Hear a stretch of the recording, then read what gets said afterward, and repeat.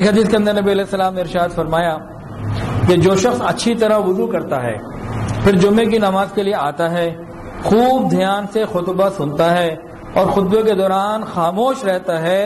تو اس جمعے سے گزشتہ جمعے تک اور مزید 3 دن کے گناہ معاف کر دیے جاتے ہیں۔ اور جس شخص نے کنکریوں کو ہاتھ لگایا، یعنی دوران خطبہ چٹائی سے کھیلتا رہا، چیزوں سے کھیلتا رہا، تو اس نے فضول کام کیا۔ توجہ کی ضرورت ہوتی ہے اس وقت۔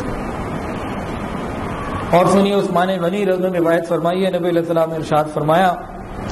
کہ جو شخص کامل وضو کرتا ہے، سنت کے مطابق صحیح وضو کرتا ہے، سیکھ کر کرتا ہے، پھر فرض نماز کے لیے چل کر جاتا ہے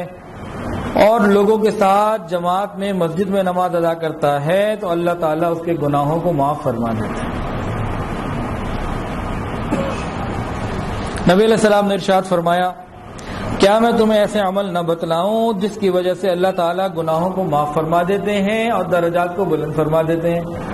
صحابہ نے عرض کیا، اللہ کے نبی ضرور بتائیے۔ ارشاد فرمایا کہ ناگواری اور مشقت کے باوجود وضو کرنا کامل، اور مساجد کی طرف کثرت سے قدم اٹھانا، اور ایک نماز کے بعد دوسری نماز کے انتظار میں رہنا، ان چیزوں سے گناہ معاف ہو جاتے ہیں اور درجات بلند ہوتے ہیں۔ 3 باتیں بتائیں۔ ناگواری، سردی کا موسم ہے،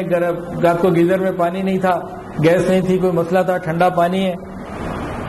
تو اب ناگواری میں وضو کرنا ہے تو اس سے سارے گناہ معاف ہو جائیں گے۔ یا کوئی اور ایسی ناگواری کی کیفیت، ناگواری میں وضو کیا، وہ گناہ معاف ہو گئے۔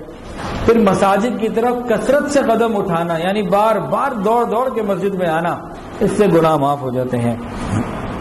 اور ایک نماز کے بعد دوسری نماز کے لیے انتظار میں رہنا، کب عصر پڑھی اب مغرب پڑھنی ہے، ایک پڑھنے کے بعد دوسری کی فکر لگی رہے، اس سے بھی گناہ جھڑتے رہتے ہیں۔ حضرت براء بن عازب رضی اللہ عنہ سے روایت ہے کہ رسول اللہ صلی اللہ علیہ وسلم نے ارشاد فرمایا،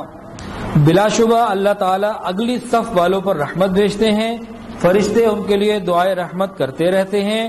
اور مؤذن کے گناہ معاف کر دیے جاتے ہیں جہاں تک اس کی آواز پہنچتی ہے۔ جو جاندار اور بے جان اس کی اذان کو سنتے ہیں، اس کی تصدیق کرتے ہیں، اور مؤذن کو ان تمام نمازیوں کے برابر اجر ملتا ہے جنہوں نے اس کے ساتھ نماز پڑھی۔ ابو سعید خدری رضی اللہ عنہ سے روایت ہے کہ انہوں نے رسول اللہ صلی اللہ علیہ وسلم کو ارشاد فرماتے ہوئے سنا کہ 5 نمازیں درمیانی اوقات کے لیے کفارہ ہیں، یعنی ایک نماز سے دوسری نماز تک جو صغیرہ گناہ ہو جاتے ہیں وہ نماز کی برکت سے معاف ہو جاتے ہیں۔ اس کے بعد نبی علیہ السلام نے ارشاد فرمایا کہ ایک شخص کا کوئی کارخانہ ہے جس میں وہ کچھ کاروبار کرتا ہے، اور اس کے کارخانے اور مکان کے درمیان 5 نہریں پڑتی ہیں۔ جب وہ کارخانے میں کام کرتا ہے تو اس کے بدن پر میل لگ جاتا ہے، پسینہ آ جاتا ہے، پھر گھر جاتے ہوئے ہر نہر کے اوپر غسل کرتا جاتا ہے، اور اس بار کے غسل کرنے سے اس کے جسم کے اوپر میل نہیں رہتا۔ فرمایا کہ یہی حال نماز کا ہے کہ جب بھی کوئی گناہ کر لیتا ہے تو دعا و استغفار کرنے سے اللہ تعالیٰ نماز سے پہلے کے تمام گناہوں کو معاف فرما دیتا ہے۔